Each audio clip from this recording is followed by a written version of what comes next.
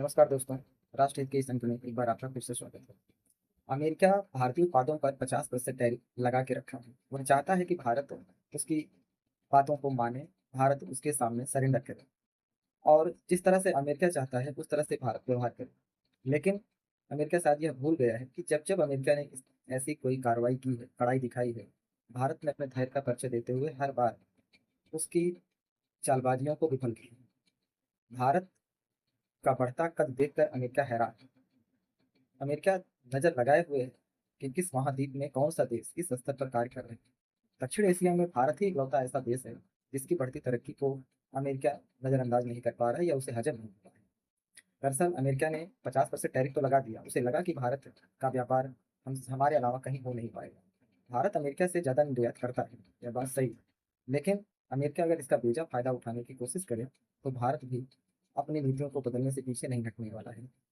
इसी क्रम में पिछले साल भारत ने यूरोप के 4 देशों के साथ एक व्यापारी समझौता किया जिसे एफ्टा कहा जाता है। ये यूरोपियन फ्री ट्रेड एसोसिएशन के देश हैं जिनमें नॉर्वे, स्विट्जरलैंड, आइसलैंड और लिechtenstein ये देश शामिल हैं। ये देश मुक्त व्यापार समझौते को बढ़ावा देने वाले हैं और अंतर सरकारी संगठन अपना बनाएंगे। ये यूरोपियन यूनियन के देश नहीं। इनके साथ भारत अपने मुक्त व्यापार समझौते को आगे बढ़ा रहा है और यह समझौता आज 1 तारीख से ही लागू हो गया है। भारत का निर्यात उनके साथ शुल्क रहित होगा या थोड़ी बहुत वस्तुओं पर कुछ न कुछ शुल्क देना होगा। वैसा ही भारत में भी है कि यूरोप के इन देशों की वस्तुओं पर निर्यात शुल्क कुछ न कुछ लिया जाएगा। लेकिन भारत ने अपने डेयरी, कृषि उत्पाद और फार्मा जैसी वस्तुओं पर कोई भी शुल्क में रियायत नहीं दी है क्योंकि ये संवेदनशील वस्तुएं हैं। और इन देशों ने यह समझौता किया है कि अगले 15 वर्षों में ये भारत में करीब 100 अरब डॉलर का निवेश करेंगे, जिससे लगभग 10 लाख नौकरियां सृजित होंगी। अगर ऐसा करने में ये असफल रहते हैं तो भारत अपने यहाँ दी जाने वाली निर्यात शुल्क की कटौती को रोक सकता है।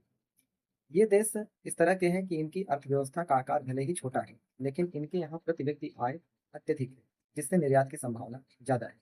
जहाँ पर भारत अपने प्रोसेस्ड फूड सहित लेदर, फुटवियर, इलेक्ट्रॉनिक गुड्स और इंजीनियरिंग के सामान और फार्मा के सामान जो कि वह अमेरिका को निर्यात करता था, जिस पर भारी टैरिफ लगा दिया गया है, इन देशों में वह आसानी के साथ कर सकता है।